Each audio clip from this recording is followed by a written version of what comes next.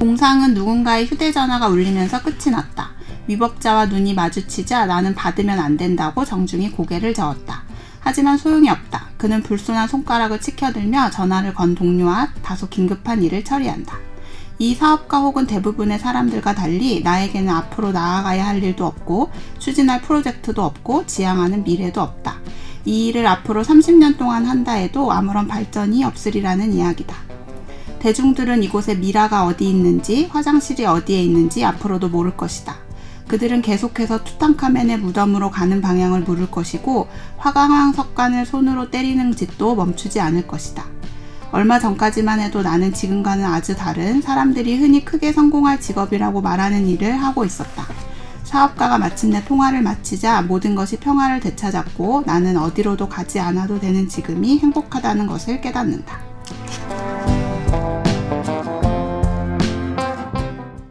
안녕하세요. 긴긴 책 이야기 두 번째 시간, 저는 냠냠입니다.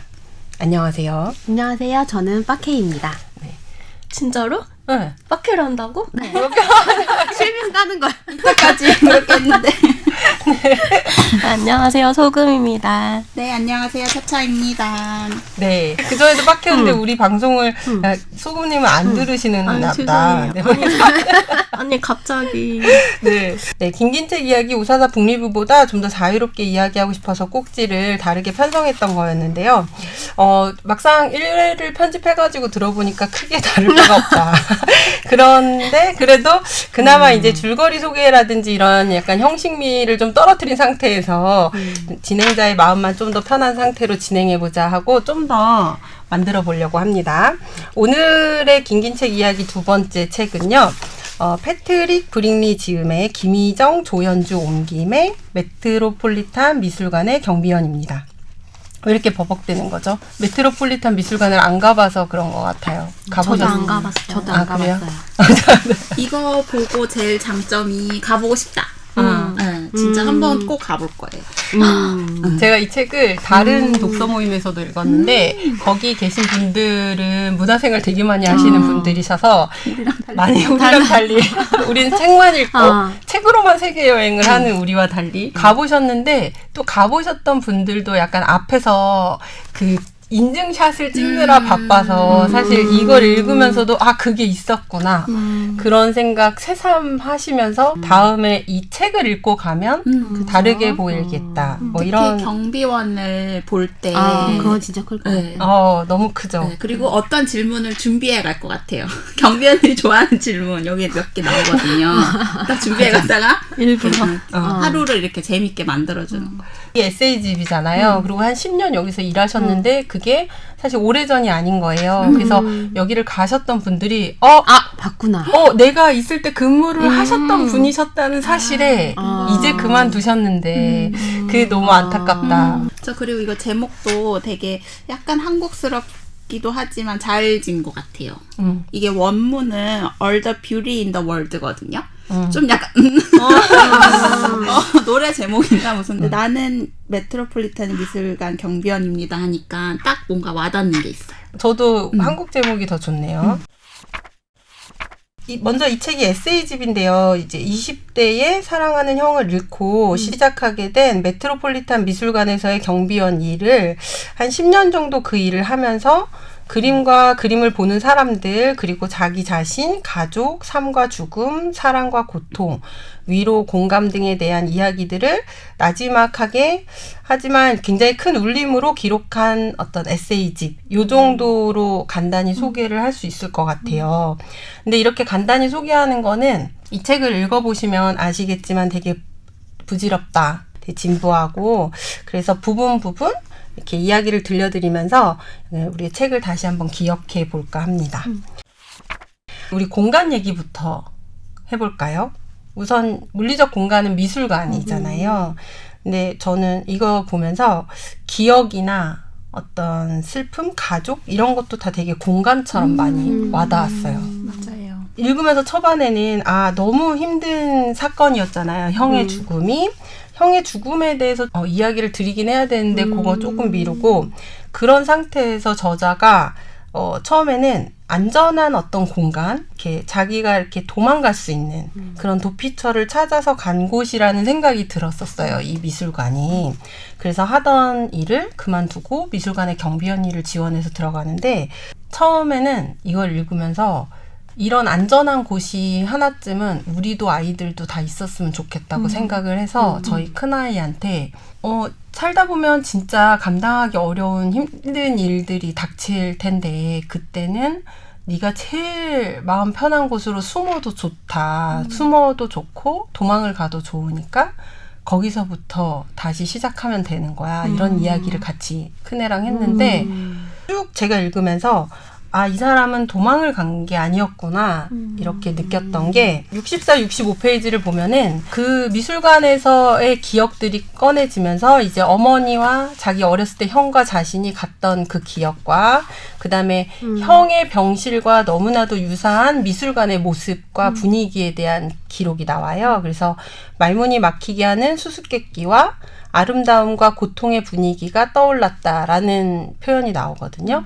그래서 제가 네, 오해했구나. 이게 형이 보고 싶어서 갔던 거구나. 그러니까 형의 죽음으로부터 도망갔다기보다는 그걸 찾아서 갔구나라는 생각이 많이 들었거든요. 저자가 이제 슬픔, 그러니까 사랑하는 사람의 상실이라는 굉장히 큰 슬픔을 겪고 하필이면 미술관이라는 곳을 가게 된 계기 자체가 유년 시절에 어머님이 제공해 주신 경험 때문이잖아요. 어릴 때 엄마랑 같이 미술관을 갔고 거기서 좋은 시간을 보냈고 예술이라는 것이 우리 삶에 얼마나 아름다움이라는 그거 자체의 가치만으로도 좋다라는 것을 이미 마음속으로 알고 있었기 때문에 본능적으로 찾아가는 것 같거든요.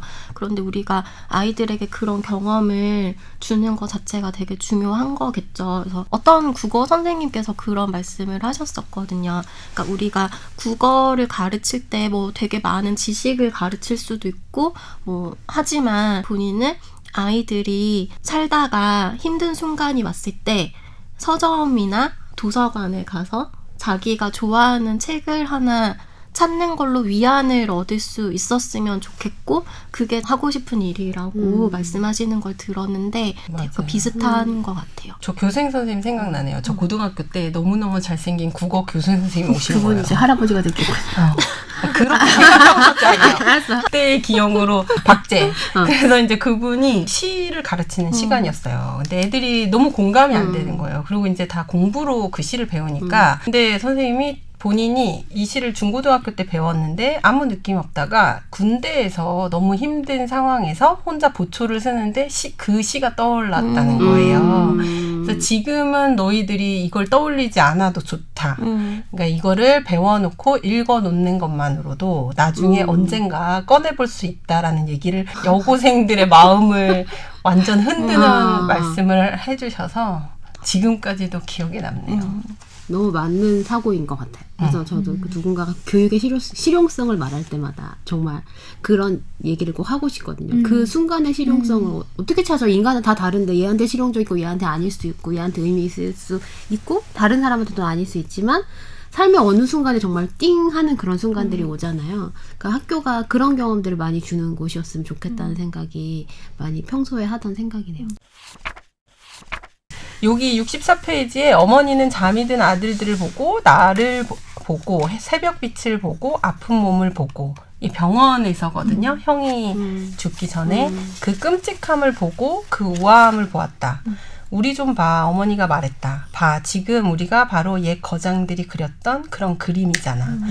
사실은 우리가 이렇게 보는 그 그림이 먼 세상 속이 아니라 정말 우리 삶의 어떤 순간이나 장면 굉장히 고통스러운 순간조차도 아니 그냥 이 장면이 사실 너무 슬프잖아요. 네. 아들이 이제 곧 죽을 걸 알고 그걸 바라보는 어머니가 이제 나는 그런 상황이면 가능할 것 같아요. 제 진짜 가장 원대한 꿈은 내가 사랑하는 우리 가족 모두가 천수를 누리고 마지막에 자연스러운 죽음을 맞이하는 거예요. 그래서 왜 할머니들이 나이가 들어서 돌아가시면 곡기를 끊고 물을 안 드시고 그러면서 정말 자연스럽게 그 생을 마감하는 그런 얘기들을 들었는데 그렇게 가족이 이렇게 생을 마감하는 모습을 함께 지켜볼 수 있다는 거는 정말 얘기한 것처럼 그 장면 자체를 명화처럼 떠올릴 수 있을 것 같은데 근데 여기서도 사실 이 아들이 병에 걸린 거잖아요.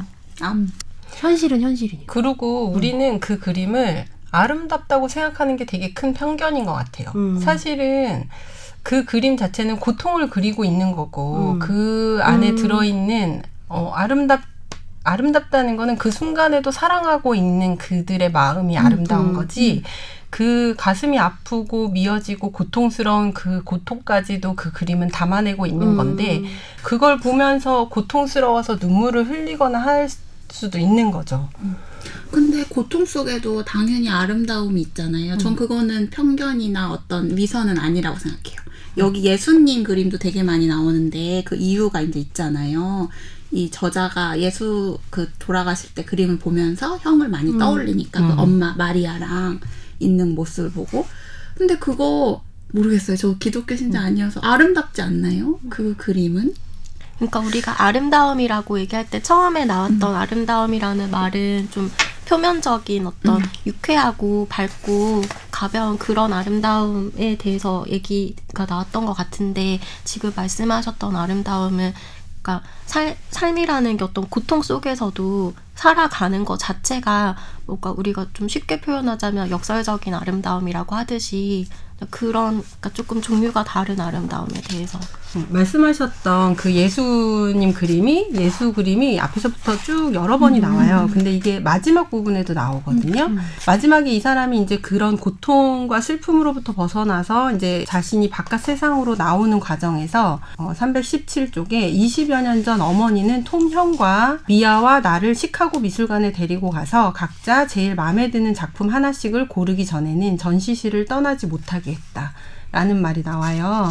이 경비원 일을 그만둘 때도 내가 여기서 나갈 때 뭔가를 하나를 가지고 품고 나가야겠다는 생각을 하는 거예요. 어머니가 그때 하나를 골라야만 나갈 수 있다고 한 것처럼 자신도 10년 동안 여기에 있으면서 다시 나가는 이 시점에서 무언가를 마음에 담고 나가야겠다라고 생각하고 그게 바로 다음 페이지에 나와 있는 그 예수 그림인데 자에 못 박힌 예수. 맞아요. 그 그림을 얘기하거든요. 그래서 우리가 죽을 수밖에 없는 운명이라는 것, 고통 속의 용기는 아름답다는 것, 상실은 사랑과 탄식을 자극한다는 사실, 그것에 대해서 이제 너무너무 고통스럽지만 이 그림이 톰을 생각하게 만드는 건 너무 행복하고 좋은 그 감정에 대해서 얘기를 해서 우리가 되게 단순하게 표현하기 어려운 그런 사랑과 아름다움에 대한 이야기인 것 같아요.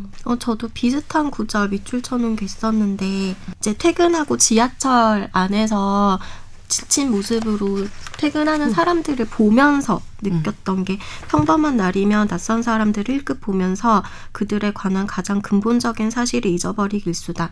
그들이 나만큼이나 실존적이고 승리하고 또 고통받았으며 나처럼 힘들고 풍요롭고 짧은 삶에 몰두해 있다는 사실을.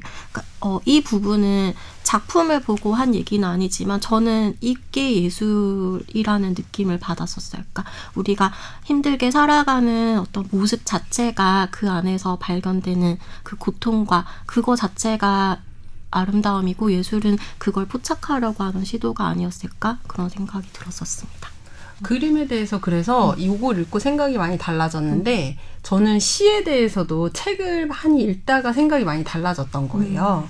뭐 국어를 전공하고 교사를 하고 뭐 이런 와중에도 저는 시는 아름다운 건 줄 알았어요. 근데 그 아름다움이 말했던 좀 단순한 아름다움. 그러니까 시가 그렇게 고통스러운 순간에 대해 이야기하고자 하는 우리가 표현할 수 없는 뭐라 그럴까요? 이론적이 아니라 약간 이렇게 마음속으로 확 깨달지를 못한 상태에서 살았던 것 같아요. 근데 책을 읽고 읽다가 어느 순간에 그 와닿더라고요. 그런 비슷한 깨달음이 약간 있었어요. 그림을 그 전에 대했던 태도랑 그다음에 책을 읽고 나서랑. 저는 그 길게 이어질 얘기는 아닌데 저는 이 책을 읽으면서 예전에 읽었던 책이 생각이 났는데 그거를 혹시나 들으실 분들에게 추천을 해드리고 싶었어요. 그러니까 론 마라스코의 슬픔의 위안이라는 책인데 그 책이 나왔을 당시에는 그 신영철 평론가의 추천사도 받고 이래서 그때 나름대로는 조금 그으시는 분들이 계셨던 것 같아요. 근데 그 책 내용 자체가 실제로 어떤 사랑하는 사람의 상실을 겪거나 해서 슬픈 일을 겪은 사람들의 사례를 모은 책이에요. 그래서 사람이 어떻게 슬픔을 경험하고 애도하고 그럼에도 불구하고 살아가는지 그냥 그 케이스들을 다 모아놓은 책인데 그 책을 읽으면서 저도 알 수 없이 언제나 마음속에 한켠에 있었다 알 수 없는 슬픔 같은 것들이 사라지는 느낌을 경험을 했었거든요. 저자는 그런 경험을 미술관이라는 아름다운 공간 안에서 예술 작품을 보면서 슬픔을 치유를 해 나가는 거대한 과정이잖아요. 과정을 에세이로 쓴 건데, 그래서 혹시나 지금 슬픔을 겪으시는 분들이 있으시다면 이 책도 읽으시면 좋을 것 같고, 그 슬픔의 위안이라는 책도 읽으시면 좋을 것 같다라고 말씀을 드리고 싶었습니다. 인사이드 아웃에 보면 슬픔이가 도대체 어떤 역할을 할까가 저 되게 궁금했거든요. 그 영화 처음 나왔을 때. 그래서 애들한테 이걸 어떻게 설명해 줄까. 근데 결국 슬픔이를 통해서 위로를 받는 장면이 나오잖아요. 슬픔이가 결국 용기를 주는. 그래서 영화를 보고 저도 그 슬픔을 위로할 수 있다는 것에 대해서 생각을 해본 것 같아요. 그래서 마지막에 슬픔이랑 기쁨이 반반 섞인 구슬이 나오잖아요. 기억 구슬. 너무 감동적이에요. 이번에 2가 나온대요. 2 아직 안 나왔구나. 그리고 애도라는 말이 나왔는데 애도를 어떻게 해야 할지에 대해서 배운 적이 없는 거예요. 맞아요. 그래서 우리는 위로도 잘 못하지만 자기의 슬픔을 어떻게 해서 잘 추스려야 하는지도 잘 모르겠는데 저는 그 방법을 좀 알게 된 것 같은 것도 좋았는데, 특히 이 제목에 보면 이 번역하신 분들도 너무 감사한데 너무 참 아름답게 잘 써주셔서, 근데 제목에서 제가 너무 좋아하는 제목이 10장의 제목, 애도의 끝을 애도해야 하는 날들이에요. 그래서 너무너무 형 때문에 가졌던 그런 비탄과 고통이 사람이기 때문에 살아가면서 거기서부터 멀어져 나가는데, 그러니까 애도의 끝이 오고 있는데 그 끝이 너무나도 슬픈 거예요. 물론 형을 잊진 않겠지만. 저는 이 10장의 제목이 딱 나왔을 때 약간 올게 왔구나.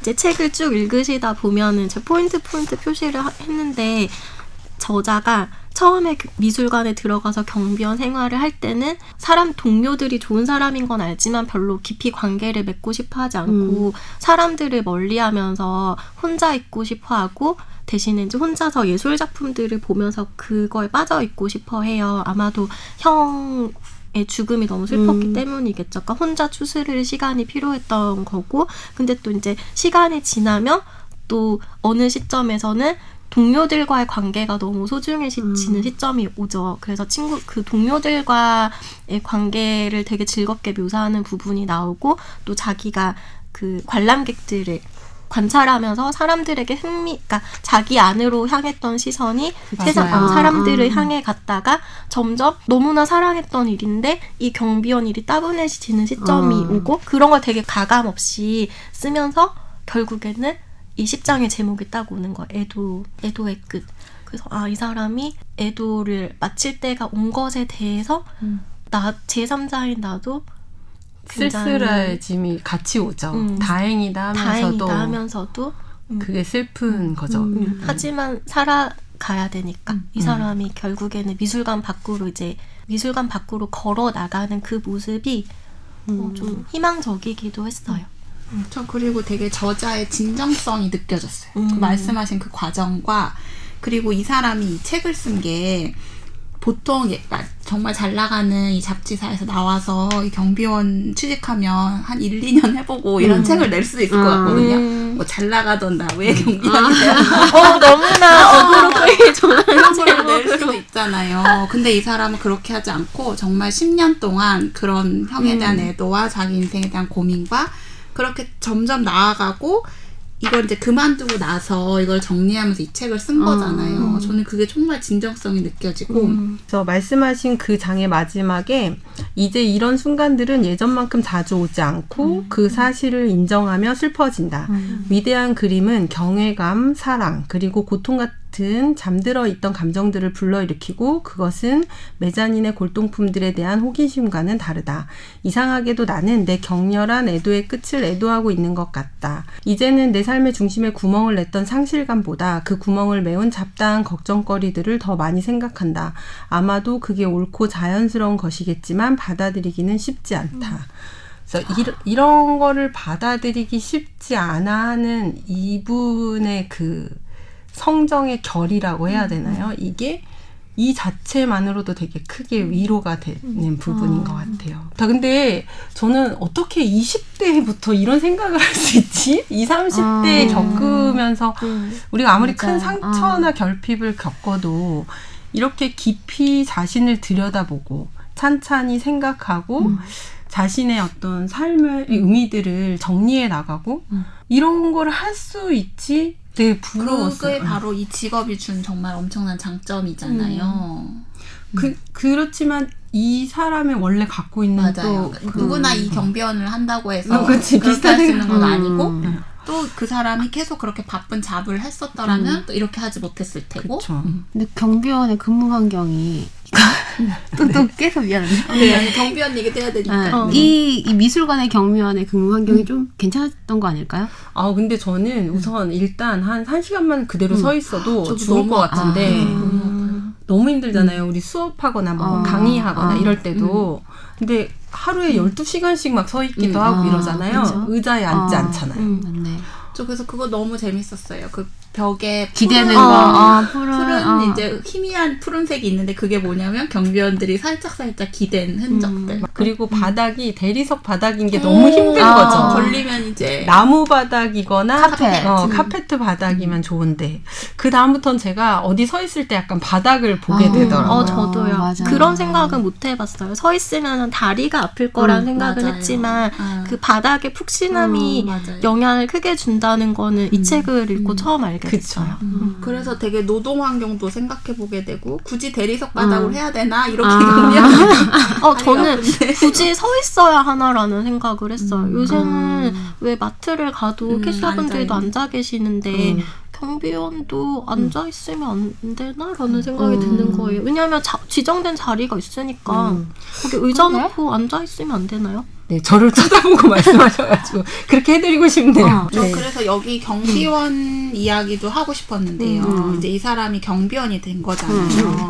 근데 뉴욕에 이제 정말 큰 미술관의 경비원이다 보니까 온갖 나라의 출신의 경비원들이 오고 그리고 정말 배경도 너무 다른 거예요. 그래서 저는 여기 너무 재밌었던 게 아무도 고등학생 때 여기 경비원이 나중에 미래 직업이라고 생각한 사람은 없다는 거예요. 그래서 정말 다양한 삶을 살아오다가 이제 경비원이 되는 건데 또 너무 어린 사람이 신입으로 오면은 사람들이 다 이렇게 믿지 않는다는 거예요. 떠나갈 쟤 거다. 얼마 하다가 또 그만두겠지. 그렇지만 중년의 사람이 오면 중년은 이 직업이 가진 장점을 또 너무 잘 알기 때문에 급료가 이렇게 따박따박 나오고 또 야근 같은 걸 하면은 또 수당이 1.5배로 나오고 이런 게 너무 장점이라는 걸 알기 때문에 오래 할 것이다. 이렇게 하는 것도 되게 재밌었어요. 그래서 직업의 정말 소중함. 이 저자한테는 이 경비원이 그 미술관이라는 게 또 특별한 의미가 있지만 그렇지 않은 경비원들도 되게 많거든요. 그렇죠. 미술을 정말 하나도 모르고 그림도 모르지만 이 직업을 소중히 여기고 자기 삶의 터전으로 사는 사람들 이야기도 나와서 그런 부분도 너무 재밌었어요. 사실 저는 그 직업을 소중히 여기지만 또 그 직업이 사회적으로 갖는 어느 정도의 위치가 있잖아요. 그 부분에 대해서 저자가 계속 어떻게 생각했을까. 본인의 어떤 필요를 채워주는 부분도 있지만 경비원이 분명히. 근데 그에 반해서 어쩔 수 없이 그 230페이지인가요? 그 약간 무례한 멸시받는. 그 자기 아들 보고는 작은 사람들한테는 작은 힘이 어울리지. 인생이 그래. 이렇게 얘기하고 가잖아요. 네. 이걸 보면서 모두가 서로에게 배려가 있고 그럴 때는 어떤 곳에 서 있든 어떤 상황이든지 간에 이렇게 문제가 불거지지 않을 것 같은데 이런 상황에 내가 경비원을 하고 있다가 이런 상황이 닥쳤을 때 내가 어떻게 행동할 것인가? 그 사람에게 화를 낼 것인가? 아니면 내가 지금 이 직업을 선택한 것에 대해서 약간의 회의가 들 것인가? 그런 생각들이 많이 들더라고요. 그래서 저는 이 장면에서 이 말을 했을 그 아이의 아빠의 심리와 그다음에 이걸 들었을 때 경비원의 마음과 내가 그 자리에 있었다면 저 사람에게 어떤 나쁜 말을 해주고 싶었을까? 나쁜 말을 해주고 싶었군요. 네. 거기서 되게 많이 머물렀는데 사실 정리는 잘 안 됐어요. 어떠셨을 것 같아요? 저도 그냥 그 경비원이라는 직업을 사회적으로 좀 낮게 보는 시선에 대해서 이제 저자도 인식을 하고 있었고 그것에 대해서 은연중에 이렇게 표현을 하는 건데 그 부분을 저도 읽으면서 경비원이 작은 일인가? 라는 근본적인 의문이 들었고 이것이 작은 일이면 큰 일은 뭐지? 라는 생각이 드는 거예요. 큰일이 뭐예요? 그러니까 세상에서 말하는 큰일, 가치 큰 일을 있는 하고 계신 일이라는 분들이 게. 계시잖아요. 경비원이 TV에. 없으면 미술관이 돌아가지 않는데 그러니까 세상에 작은 일이 있는가? 가치가 적은 일이 있는가라는 좀 근본적인 의문이 되게 들었는데 그건 어쩌면 이제 제가 처음에 읽으면서 그 미술관에서 경비원을 한다는 것 자체가 그 나에게 얼마나 좋은가에 대해서 얘기를 하고 있으니까 저도 약간 단순한 독자여서 책에서 뭐 울어라 하면 네 흑흑 약간 이런 스타일의 가스라이팅은 저도 보면서 진짜 생각 못 해봤는데 미술관에서 일하면 너무 좋겠다. 그리고 경비원은 또 지켜보는 게 일이잖아요. 근데 예술 작품을 지켜볼 수 있는 거 너무 좋은 일인 거예요. 그래서 너무 좋은 일인데 왜 무시하지? 이런 생각을 가지고 보니까 이게 객관적인 판단이 안 되면서 왜냐면 저도 이제 나이가 들면 지금부터 하면 되는데 왜 나이가 들면 해야 되죠? 아무튼 나이가 들면 그 숲 해설가를 하고 싶었거든요. 그러니까 저도 약간 그런 조용하고 단정한 공간에 가고 싶은 욕구가 있어서 더 이 미술관 경비원 일에 끌렸던 걸 수도 있는 것 같아요. 우리가 되게 여러 가지 아주 복잡하게 그런 편견과 생각들이 얽혀 있는 거겠지만 지금 이제 뭐 나이가 들면 숲해설가를 해야지라고 했던 것처럼 그거는 어떤 다른 특별한 능력이 없는 상태에서 나이가 들고 해도 할 수 있는 일이야라고 밀어두는 것처럼 경비원도 사람들이 그런 지점에서 어떤 특별한 능력이나 뭐 이렇게 뭐 전문적인 지식이 없어도 할 수 있어라는 측면의 어떤 일들에 대해서 낮게 보는 경향이 있는 거죠. 그것들의 가치를 떠나서 그러니까 그게 그런 가치를 만들어 버리는. 그때 어떻게 하실 것 같아요? 내가 그런 상황에서 그런 얘기를 들었어. 나의 어떤 선택이나 나의 모든 것들을 모르는 어떤 사람이 약간 멸시하거나 하는 식으로 수모를 주는 발언을 했을 때 그거를 들으면서 어떠셨을 것 같았는데요, 빠케님은? 근데 대응 못할 것 같아요. 뭐 실제 그 상황이. 굳이 뭐 그 사람에게 받아치진 않을 것 같아요. 왜냐하면 생각. 그 사람은 그냥 그렇게 그런 걸 중시하면서 살아가는 사람일 뿐이 나중에 잖아요. 이렇게 글로 써서 영원히 박제시켜주는 정도. 나는 나를 해명하고 싶진 않을 것 같고 네가 얼마나 지금 우스운지를 말하고 싶을 것 같아요. 저는 요즘에 그런 욕구는 되게 많이 들거든요. 이제 약간의 이렇게 어줍지 않은 이렇게 거들먹거림을 보인다든가 그런 사람들을 보면 네가 지금 얼마나 웃긴지를 얼마나 그리고 못나 보이는지를 너무 말하고 싶은 거예요. 왜냐하면 말하지 않으면 모르고 그 사람은 계속 이러고 살 거 아니에요. 너무 말하고 싶어요. 모를 것 같아요. 말해도 모를 것 같아요. 제가 여기 오면서 버스를 탔는데 제가 너무 싫어하는 기사님이 한 분 계세요. 그 외국인들이 중간에 타요. 그 어떤 특정 정류장에서 너무 무례하게 해요. 반말을 일단 그 사람들한테는 반말을 하고 그 사람들이 뭔가 이렇게 빨리 안 앉거나 이렇게 하면 막 소리를 지르고 자기가 그 핸들을 잡고 있다는 그 작은 권력을 남용하는 사람이라면 딱 그 사람일 것 같은 거예요. 근데 너무 작은 책임에는 보였죠. 그거가 해줄 수 있어서 너무 이게 아이러니하다. 그러니까 그 사람을 보면 이제 그 사람에 대해서 지금 뭐 하는 거냐고 정말 저번에는 정말 신고하고 싶다고 말하고 싶었어요. 나는 항상 앞자리에 앉는데 그 외국인들이 정말 멋져고 하면서 아무 말도 못하고 그냥 앉아 있는데 다른 사람들이 다 듣는데 계속 반말로 얘기를 하고 뭐 내리라고 말을 하고 뭐 안전벨트 빨리 안 할 거면 내리라 그러고 그 말투 이게 너무 거슬리고 멸시하듯이 네. 이게 사회적인 약자인 거죠. 그쵸. 우선은 언어가 되지 않고 문화적으로도 낯설기 때문에 이제 쭈뼛거릴 수밖에 없는 어떤 그런 위치에 있는 사람에게 막대하는 그러니까 당연히 좋은 기사님들 많으시지만 그쵸. 딱 그 기사님이 종종 그런 걸 보신다는 건데 많죠. 가끔씩 병원에서도 이렇게 친하게 해주신다는 그런 이렇게 딸처럼 친하게 해주신다는 의도시긴 하지만 나이 드시고 할머니 이제 막 거동 못 하시고 요양하시는 분들에게도 이렇게 반말로 하시는 분들이 있어요. 근데 저는 그것도 참 왜냐하면 능력이 없고 뭔가 할 수 없는 상태에서 약간 애 취급을 하는 그 느낌도 싫고 그게 어린 아이들한테도 막 소리 잘 지르세요. 뭐 버스든 어디든 빨리 타라 그러고 막 걔네들이 아무래도 더디잖아요. 행동이. 왜 그럴까 그런 생각을 많이 하는데 여기서도 경비 그렇게 생각하면 우리나라의 모든 사람들이 다 층층층층해서 네, 각자의 어떤 아주 미세하고 우스운 차이로 서로를 멸시하거나 경멸할 수 있는 거잖아요. 저라면 고객의 소리에 남길 거 맨날 버스에다가 좀 친절하게 매일 대해주세요. 그럼 나 그걸 해봐야겠다. 저는 이렇게 차분하게 고객의 소리에 남길 생각을 안 하고 계속 욱하셨어요. 말할까 말까 이렇게 고민했어요. 그 사람한테 말해봤자 기사님 그렇게 고치지도 않아. 말씀하시는 모습이 정말 흉해 보여요라고. 네. 그래서 그 사람이 정말 돌아가서 집에서 기분이라도 조금 찜찜하게 만들어 볼까. 왜냐하면 자기는 그렇게 하고 아무렇지도 않다면 그건 너무 불공평한 것 같아요.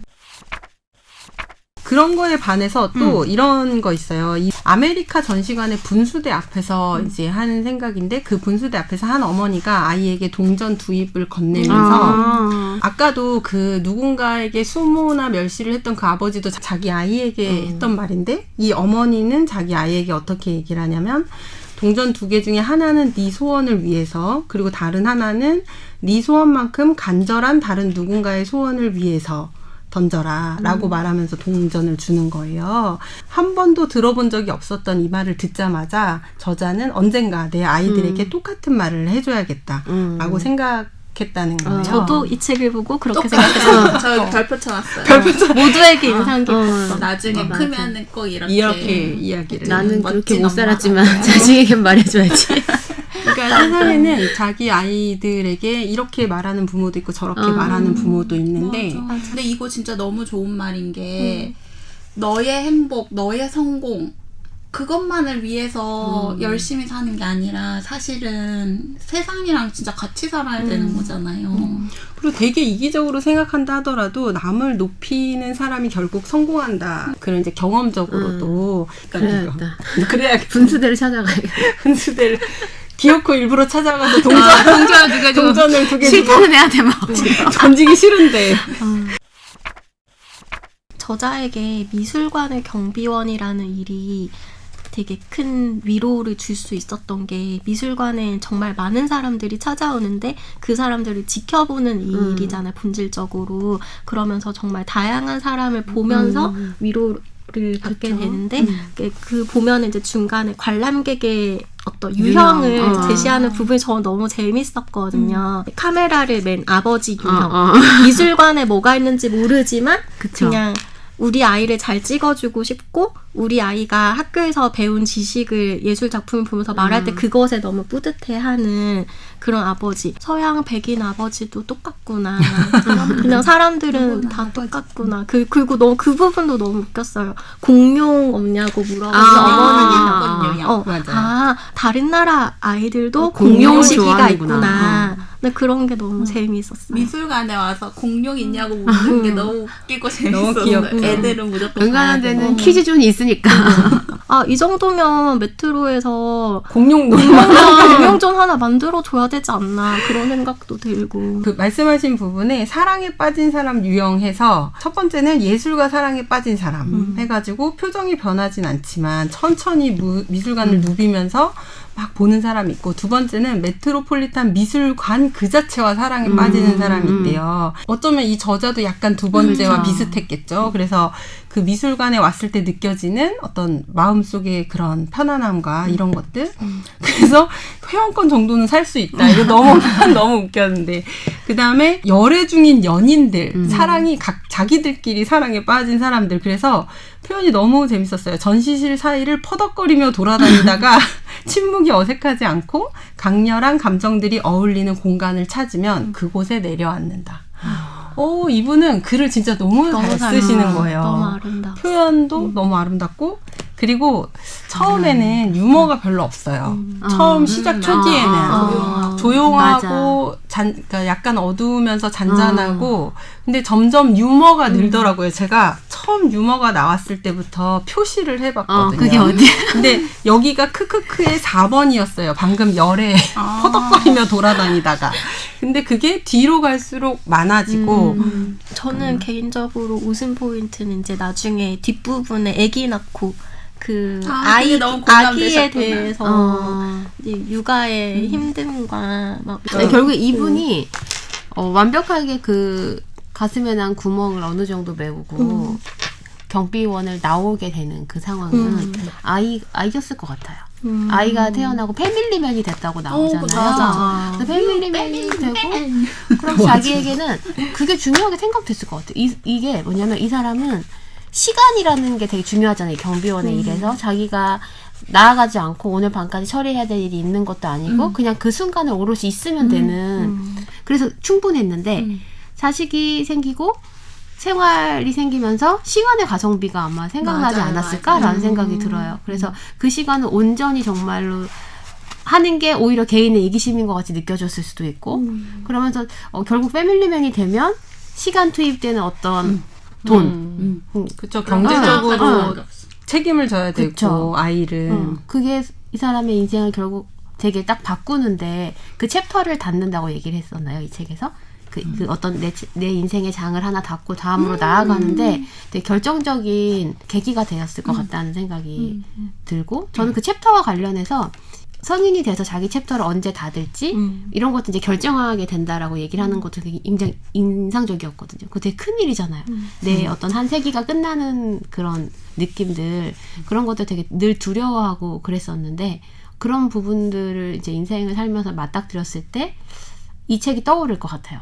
내가 지금 이 삶을 약간 종결하고 다른 뭔가를 도전해야 되는 시기가 온다거나 이럴 때 이 책이 생각나겠다.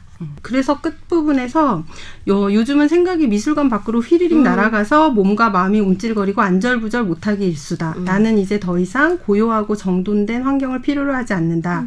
이런 이야기가 나와요. 그러면서 아이들과 그들의 부모를 지켜보면서 우리 아이들에게 이 큰 도시와 넓은 세상을 어떻게 만나게 해줄지를 계획하는 나 자신을 발견한다. 그러니까 자기가 생각에 빠질 때 예전에는 그런 어떤 자기의 세상 안에서의 어떤 시야였다면 이제는 내가 낳은 이 아이에게 어떤 세상을 보여줄 것인가로 자꾸 생각이 가니까 이제 미술관 안에 있을 수가 없다라는 이야기를 하면서 결국 이분이 택한 그 다음 직업이 가이드잖아요. 여행 가이드. 근데 진짜 이렇게 주저없이 직업을 우리 되게 아까 말씀하신 것처럼 주변 사람들의 시선 그다음에 사회적 평가 뭐 이런 것들에 많이 갇혀 있잖아요. 맞아요. 그리고 사회적으로 평판이 좋은 어떤 혹은 경제적으로 돈을 많이 버는 어떤 직업에 특히 요즘 한국이 매몰돼 있는 것 같아요. 네. 뭐 특정 직업이라든지. 근데 이분의 선택은 너무 주저없는 거예요. 그래서 여기서 로어 맨허튼 도보 여행 가이드가 되는 거예요. 와, 멋있다. 왠지 찾아보는 사람도 많을 것 같아요. 이분을 만나려고? 맨허튼에 가서 이제 이 책 들고 와서 패트릭 사인 구링의 그래서 인생은 길고 이 일은 구석에 서서 사람들을 지켜보는 대신 그들을 이끌고 다니면서 글자 그대로 세상을 탐험하게 할 수 있도록 해줄 것이다. 나오거든요. 야, 멋지다. 어떻게 이렇게 주저없이 탁탁 선택을 해서 나아가는지. 물론 주저했고 고생하셨고 이렇게 막 길게 이렇게 말하기는 길게 예, 지금 다 끝났으니까 이렇게 말하지만 이제 너무나 긴 시간을 그렇게 살아오셨으니까 또 한 선택이지만 20년을 살아도 이런 선택 못하지 않나? 라는 생각이 들었어요. 심지어 이분은 이제 이 일을 선택한 게 다른 사람에게 어떤 거를 알려주는 게 재밌는 거잖아요. 그러니까 뭘 알려줄지를 준비하면서 자기가 너무 즐거웠다라고 쓰고 있는데, 그러니까 자기 가슴이 즐거운 일을 한다는 것이 진짜 그러니까 숲 해설가도 생각해 보세요. 지금 지금. 저 그런 말도 생각나는데 재능이라는 게 뭐냐면 주변에서 너 그거 진짜 잘한다 하는 거랑 내가 그 일을 할 때 너무 행복하면 그게 재능인 거라고. 근데 진짜 재능이 맞는 것 경제적으로도 좀 주면 직업화가 되고 좋을 텐데. 그건 쉽지 않아요. 쉽지 않죠. 재능이 뭐예요? 내가 즐거운 일. 저 무사사 즐거워서 하는데 돈은 안 돈은- 되니까. 돈은 재능이 있지만 돈은 안 돼. 네. 돈은 딴 걸로 벌면 되죠. 돈은 딴 사람이 벌어. 아니 그게 딴 사람이 버는 게 아니고 딴 사람이 버는 되는 게 아니라 저 직업 있어요. 저 딴 사람이 버는 돈 쓰지 않고 제가 근데 왜 옛날에 톰소여일보 거기도 나오잖아요. 내가 좋아서 한 일인데 이게 일이 되면 힘들어진다고. 그러니까 이걸로 돈 내가 좋아하는 일을 정말로 좋아하는 걸로 남기고 싶으면 어쩌면 그걸 직업으로 하면 안 될 수도 있어요. 왜냐하면 좋아하는 일로 돈을 벌려면 결국에는 그걸 소비하는 사람의 니즈에 맞춰줘야 맞춰야 되고 돼. 그걸 내가 더 이상 좋아하는 내가 것만 좋아하는 게 아닌 게 돼. 너무 정확해요. 우사사도 그래요. 저는 그거를 너무 얘기를 하고 싶었는데 개인적으로 저한테 그러니까 저의 개인에게 와닿았던 부분은 형인 톰이 죽기 전에 이제 남긴 글에서 나도 괜찮은 사람으로 산 것 같아. 그 짧은 문장인데 어떻게 이렇게 말할 수 있지? 자기 삶에 자부심이 있었던 거예요. 당연하죠. 엄청나게. 근데 저는 그거 지금 내가 죽는다면 내가 괜찮은 사람으로 살았다고 말할 수 있을까? 뭔가 톰이 부럽다. 비슷한 결로 이제 여기 매트에서 일하는 경비원들도 나름의 예술 행위를 하시는 분들이 있어서 그들만의 전시회가 열리는데 그 중에서 제가 인상 깊었던 작품이 에밀리 자기의 생일 케이크를 크게 쌓았는데 케이크의 내용이 천장까지 닿는 커다란 생일 케이크로 나무, 철망, 스펀지, 녹근, 병뚜껑, 코르크, 마개 등등을 이제 쌓은 이게 뭐 잡동산이나 쓰레기가 아니고 자화상 그러니까 나를 구성하는 것들을 모아서 이렇게 거대한 케이크로 만들었다라고 하는 부분에서도 또 확 와닿았던 게 내가 만약에 나의 생일 케이크를 만든다면 무엇을 쌓을 수 있을까라는 생각이 들면서 내가 나 자신을 제대로 알지 못하고 살아왔다는 생각이 들었어요. 어떤 걸 쌓아서 내 50살의 생일 케이크를 만들어서 다른 사람들한테 이게 나야 라고 말할 수 있을까? 표현하기 진짜 어렵겠네요. 너는 오지랖이 넓어 뭐 이런 얘기를 듣는데 동의하기도 하거든요. 이런 거 어떻게 표현해? 나 속으로 생각하고 있었어요. 오지랖을 어떻게 물화에서 그러네. 보여줄 수 있을까? 물화하는 거 너무 어렵다. 책이 얘기하다 보면은 사실은 진짜 끝이 없이 왜냐면 미술 작품 하나하나마다 되게 많이 말씀을 하고 있어서 우리가 어떤 전문적인 미술에 대한 평론이 아니고 이제 그걸 보고 하는 여러 가지 사색들인데 이 작품을 보면서 그러니까 이거 블로그에 보면 정리해 주신 분들도 계시더라고요. 이 책의 흐름대로 미술 작품들을. 근데 그렇게 찾아서 보면서 책을 읽으면 진짜 좋아서 오래 걸리기도 하지만 또 그거에 대해서도 얘기할 거리들이 있지만 그거는 독자분들한테 맡기고 오늘은 읽고 싶은 페이지 한 단락씩 읽고 얘기를 마무리해 보도록 하겠습니다. 네. 제가 먼저 읽을게요. 저는 324페이지의 마지막 부분이에요. 많은 경우 예술은 우리가 세상이 그대로 멈춰섰으면 하는 순간에서 비롯한다. 너무도 아름답거나 진실되거나 장엄하거나 슬픈 나머지 삶을 계속하면서는 그냥 받아들일 수 없는 그런 순간 말이다. 예술가들은 그 덧없는 순간들을 기록해서 시간이 멈춘 것처럼 보이도록 한다. 그들은 우리로 하여금 어떤 것들은 덧없이 흘러가 버리지 않고 세대를 거듭하도록 계속 아름답고 계속 진실되고 장엄하고 슬프고 기쁜 것으로 남아있을 수 있다고 믿게 해준다. 그리고 이곳 매트에 유화 물감으로 그려지고 대리석에 새겨지고 퀼트로 바느질된 그 증거물들이 있다.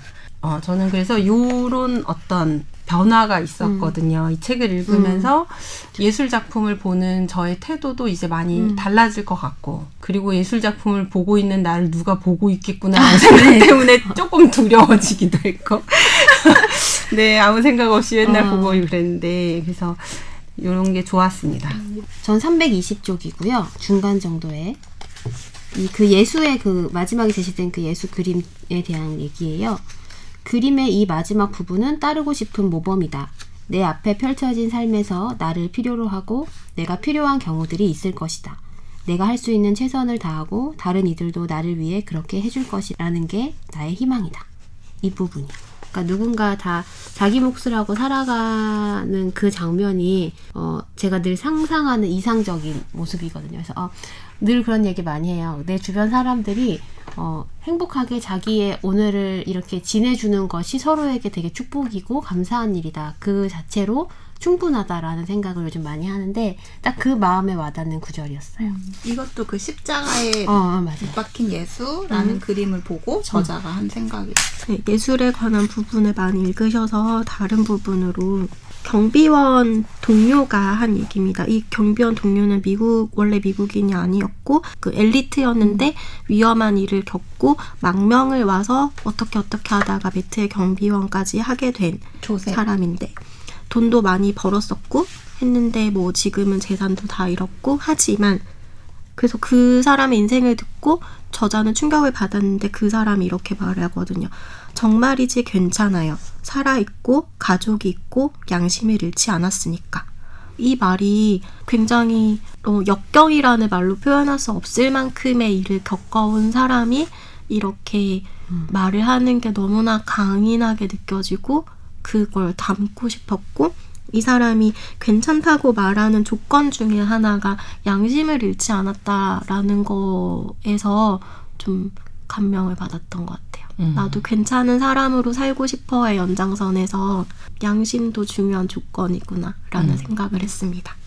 저는 마지막으로 여기 매트에 가면은 경비원들한테 어떤 질문을 할까? 어떤 질문을 하면 여기 좋아하는지가 모나리자 나와 있는데 네. 첫 번째는 이거 다 진품인가요? 그러면은 경비원들이 너무 신나서 자부심에. 모두 다 진품이라고 가짜는 하나도 없고 액자 이런 것만 가짜가 있고 그다음 두 번째는 모나리자는 어딨나요? 하면은 또 경비원들이 신나서 이제 막 설명을 해준다. 그게 재밌었고 저도 진짜 꼭 한번 가보고 싶었어요.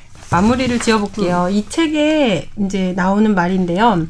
부탁을 하고 답을 하고 감사 인사를 건네고 환영의 뜻을 전하고 그 모든 소통에는 내가 세상의 흐름에 다시 발맞출 수 있도록 돕는 격려의 리듬이 깃들어 있다.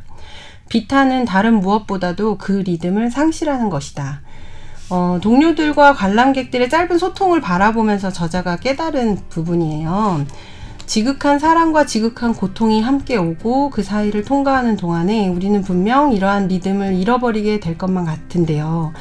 그치만 하루하루를 살아가면서 어느새 이런 리듬이 우리 몸에 체득되어 있을 테니까 사고로 머릿속 기억을 잃어도 몸이 기억하는 것처럼 우리가 살아내는 오늘 하루하루가 이런 리듬으로 몸에 기억이 되고 있다는 것을 생각해 보면서 오늘 긴긴 책 이야기 인사를 드리도록 하겠습니다. 함께 이야기해 주셔서 감사합니다. 감사합니다.